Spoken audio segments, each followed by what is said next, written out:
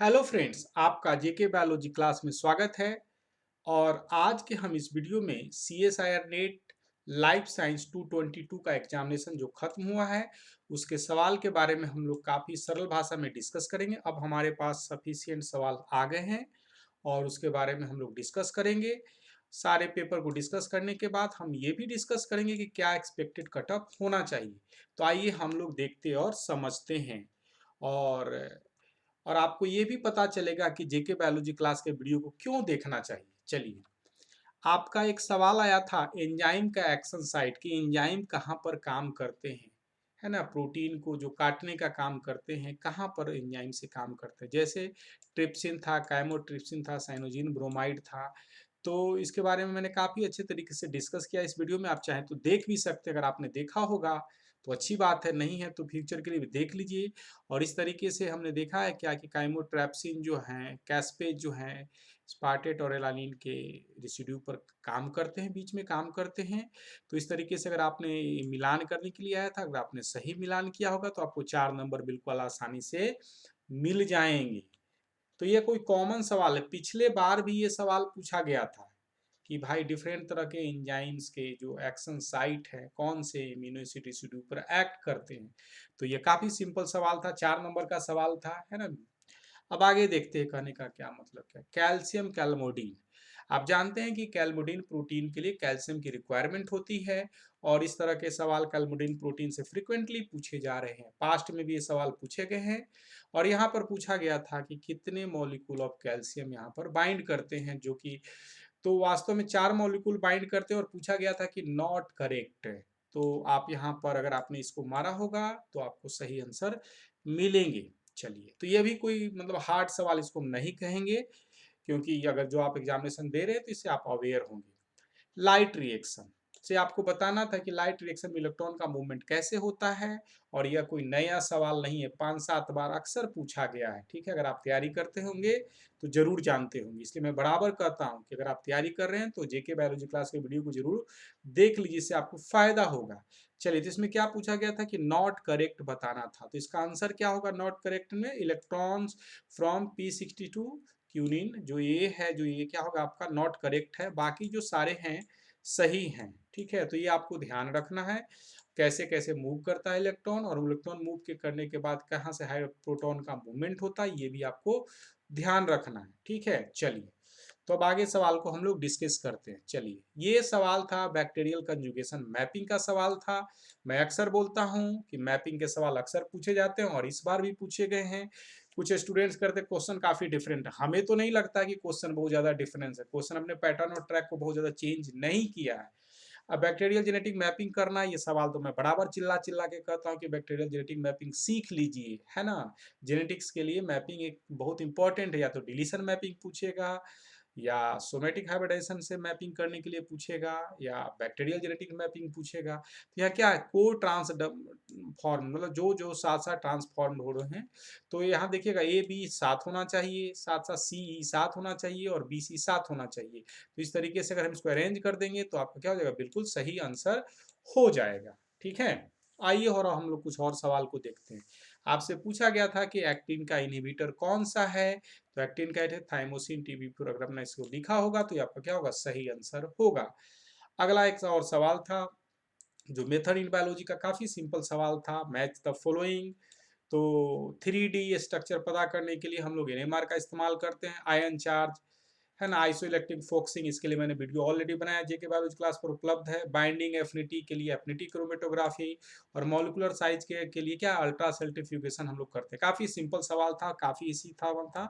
और 4 नंबर में सवाल था, अगर आपने इसको बनाया होगा तो आपको 4 नंबर सही तरीके से मिल जाएंगे। चलिए, हम लोग किस कुछ और आगे बात करें इसके पहले मैं आपको बता देना चाहता हूं कि अगर आप CSIR नेट लाइफ साइंस की तैयारी करते हैं और आप अपनी सफलता सुनिश्चित करना चाहते हैं तो मैं आपको कहता हूं कि आप जेके बायोलॉजी क्लास को सब्सक्राइब कर ले। साथ ही साथ आप regular class CSIR net life science club से जुड़ सकते हैं, जहां पर आपको 1 या 2 महीना में ही आपका कॉन्फिडेंस काफ़ी बूस्टअप हो जाएगा।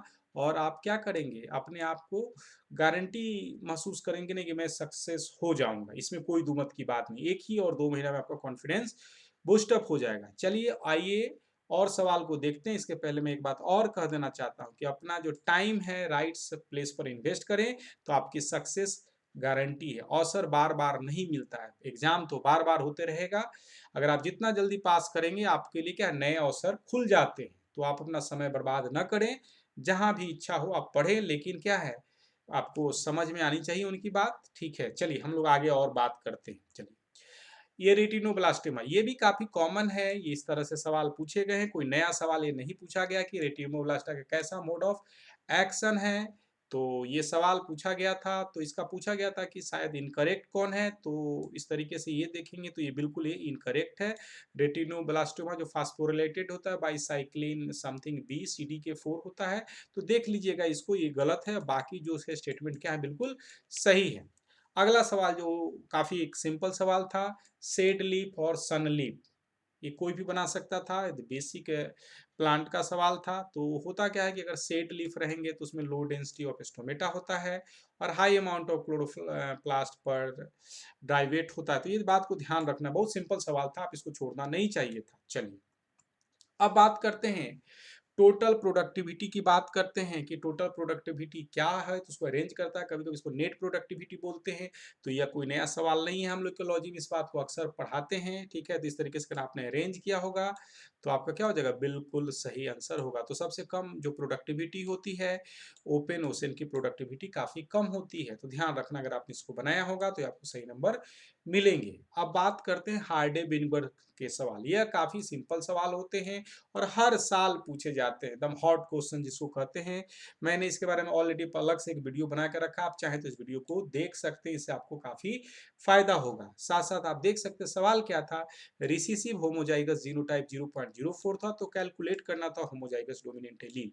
तो यह 0.04 होगा। ठीक है, तो अगर इसको हम लोग कैलकुलेट करेंगे तो वास्तव में क्या है, रिसेसिव एलील के लिए बारे में तो क्यू स्क्वायर की बात की गई है, क्यू स्क्वायर की बात की गई है। ठीक है, तो अगर मान लीजिए इसको अगर करेंगे तो 0.04 है, इस तरह क्यू की वैल्यू निकल जाएगी 0.02 हो जाएगा, 0.02 हो जाएगा वैल्यू। तो इसी तरीके से आप किसका वैल्यू निकाल सकते हैं, पी के लिए वैल्यू निकाल सकते हैं। तो पी हमारा क्या हो जाएगा 0.8, और कैलकुलेट होमोजाइगस के लिए बोथ का डोमिनेंट लेंगे तो स्क्वायर कर देंगे, तो 0.8 गुने 0.8 कर देंगे तो क्या होगा 0.64 हो जाएगा। तो इस तरीके से देखें तो यह काफी सवाल सिंपल था।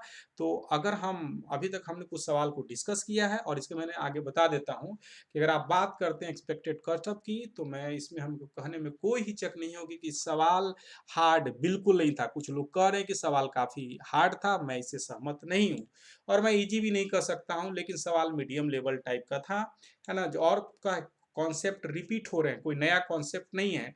अगर आप इससे अवेयर होंगे तो आप कह सकते हैं कि ना हम इस बात से सहमत है। अगर आप इस बात से सहमत नहीं है तो कमेंट बॉक्स में लिख सकते हैं। ठीक है, अगर आपको इस बात की जानकारी होगी तो निश्चित आप इस बात से सहमत होंगे। तो मैं तो यही कहूंगा कि अगर आप जनरल कैटेगरी से हैं तो आप मान के चलिए कि 110 और 120 अगर आता है तो निश्चित कहने का क्या मतलब क्या है कि आपको JRF मिल जाएगा। ठीक उसी तरीके से OBC के लिए 100 और 110 के बीच में अगर रहते हैं तो आप सेफ साइड में हैं। SC/ST के लिए 80 से 90 तक है। मैं अगले वीडियो में बात करूंगा, कुछ और सवाल के वो डिस्कस करूंगा, साथ ही साथ शिफ्ट बी के भी सवाल को भी, शिफ्ट दूसरे के सवाल को भी डिस्कस करूंगा, दूसरे शिफ्ट के सवाल को डिस्कस करूंगा। अगर आपको ये वीडियो अच्छा लगता है तो JK बायोलॉजी क्लास को सब्सक्राइब करें, लाइक करें, शेयर करें। साथ ही साथ मैं एक और बात आपको बता देना चाहता हूँ कि अगर आप CSR नेट लाइफ साइंस की तैयारी कर रहे हैं तो आप हमारे साथ नए बैच में, ऑनलाइन बैच या ऑफलाइन बैच में जुड़ सकते हैं, जो कि 21 फरवरी से चालू होने वाला है। ठीक है, और विशेष जानकारी के लिए अगर आप सीरियस हैं तो 6202692436 पर कंसल्ट कर सकते हैं। और lastly thank you for watching the video, और अपना वैल्यूएबल कमेंट और सुझाव लिखना ना भूलें। Thanks once again for watching the video. Thank you.